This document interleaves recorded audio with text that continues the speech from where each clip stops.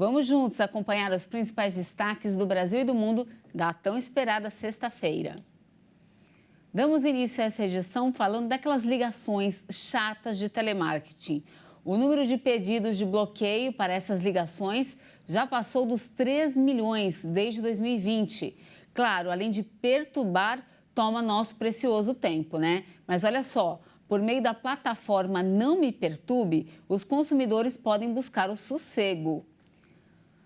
Por ela, é possível bloquear os serviços de telecomunicação de várias instituições financeiras e também de operadoras de telefonia, entre outras empresas. A maioria dos pedidos foi de moradores do Sudeste, com 1.800.000 bloqueios nos últimos 3 anos. E olha, o salário de admissão na indústria subiu e já supera o do comércio e serviços. A remuneração média oferecida aos trabalhadores com carteira assinada avançou, principalmente para o setor fabril. Vamos ver. O salário médio de admissão no Brasil subiu 0,94% em 2022, passando de R$ 1.897 para R$ 1.915, impulsionado pela remuneração inicial destinada aos profissionais da indústria, que aumentou 4,46%, passando de R$ 2.058 para R$ 2.149.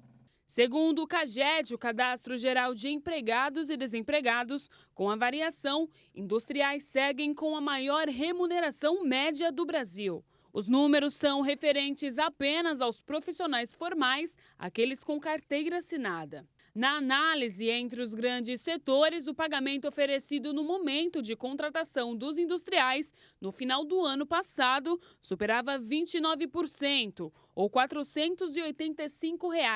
O recebido nas atividades de comércio, reparação de veículos automotores e motocicletas.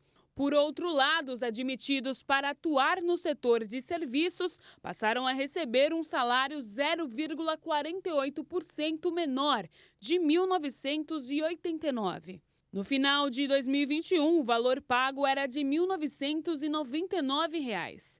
A queda expressiva foi guiada pelas atividades ligadas à informação, comunicação e atividades financeiras e imobiliárias, que viram o salário de admissão recuar 3,81%, de R$ 2.132 para R$ 2.050 no ano passado. Bom, o tempo passa e os bandidos seguem inventando novas formas de darem golpes na população.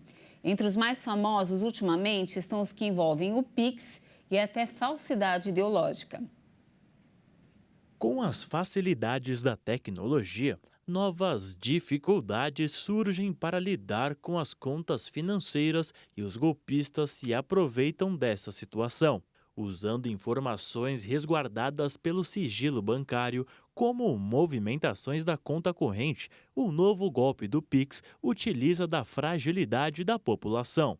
Os bandidos, então, fingem ser funcionários das instituições financeiras, conquistam a confiança da vítima e pedem transferências e depósitos. De maneira bem instruída, os bandidos indicam o que a pessoa deve fazer e o direcionam ao golpe. Os pedidos são para a realização de transferências, geralmente de altos valores. Outro tipo de traquinagem dos falsos atendentes é pedir para que a pessoa baixe um outro aplicativo do banco para corrigir as tentativas de extorsão em sua conta. Desde quando o Pix foi instaurado, em novembro de 2020, a ferramenta provocou um aumento imenso nas tentativas de golpes. A Febraban afirma que os bancos investem constantemente e de maneira massiva em campanhas e ações de conscientização em seus canais de comunicação com os clientes para orientar a população a se prevenir de fraudes.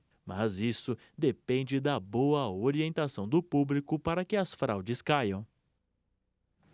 Bom, e agora mudamos para a saúde. Casos suspeitos de rubéola em Goiânia acenderam aí um alerta sobre um possível retorno da doença que foi eliminada oficialmente em 2015 em todo o país. Menos de 60% da população brasileira está totalmente vacinada contra a doença, o que preocupa médicos e especialistas. Vamos ver. Os 4 casos suspeitos em Goiânia foram descartados pela Secretaria Municipal de Saúde da cidade. Mas o órgão ressaltou o perigo da doença voltar a fazer vítimas em todo o país, principalmente pela queda na cobertura vacinal da população e os riscos de doenças antigas voltarem a dar as caras por aqui, como sarampo. O país recebeu o certificado de eliminação em 2016, porém perdeu o status em 2019, após surtos serem registrados novamente. No caso da rubéola, não são registrados casos desde dezembro de 2008, quando o último caso foi confirmado no estado de São Paulo. No ano de 2015, o país recebeu um documento que comprova que a doença não circula mais em território nacional. Essa conquista é atribuída ao avanço da vacinação, pois naquele ano ocorreu a campanha nacional de vacinação para a eliminação da rubéola. Na época, a campanha foi a maior de imunização do Brasil e do mundo em número de doses aplicadas. Entre os meses de agosto a dezembro, foram mais de 67 milhões de brasileiros protegidos, uma cobertura acima de 95% do público-alvo. Essa campanha também ajudou a combater o sarampo, uma vez que a vacina utilizada é a tríplice viral, que em 2 doses produz defesas contra cachumba, sarampo e rubéola. No entanto, desde 2014, a proporção de crianças protegidas no país vem caindo. De acordo com o SUS, apenas 56% do público-alvo completou a imunização com as 2 doses em 2022. Em 2019, a cobertura chegou a subir para 81%, porém, nos 2 anos seguintes caiu bruscamente para 64% em 2020 e 53% em 2021. No ano passado, esse percentual não atingiu 60%. A rubéola é uma doença altamente infectocontagiosa, transmitida principalmente pela emissão de gotículas das secreções respiratórias. Os sintomas podem demorar de 2 a 3 semanas para aparecer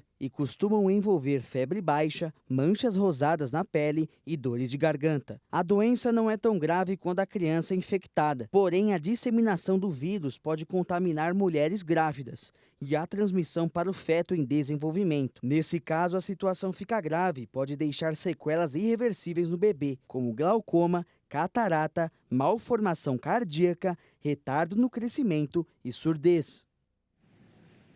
E uma última informação, não menos importante, um grande desfile militar foi realizado pela Coreia do Norte em comemoração do aniversário de 75 anos das Forças Armadas do país.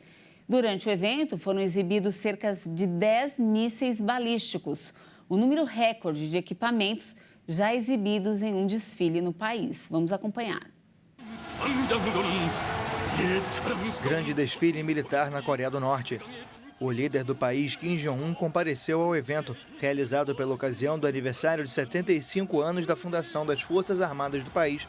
O desfile incluiu pelo menos 10 mísseis Hwasong-17, os mais avançados da Coreia do Norte, e veículos aparentemente desenhados para transportar balísticos intercontinentais de combustível sólido. O país realiza com regularidade desfiles militares para comemorar datas importantes e são observados em busca de pistas do avanço do regime nos programas de armas balísticas e nucleares. Mas desta vez, o que mais chamou a atenção foi a aparição de uma criança, que provavelmente é Juae, a segunda filha de Kim.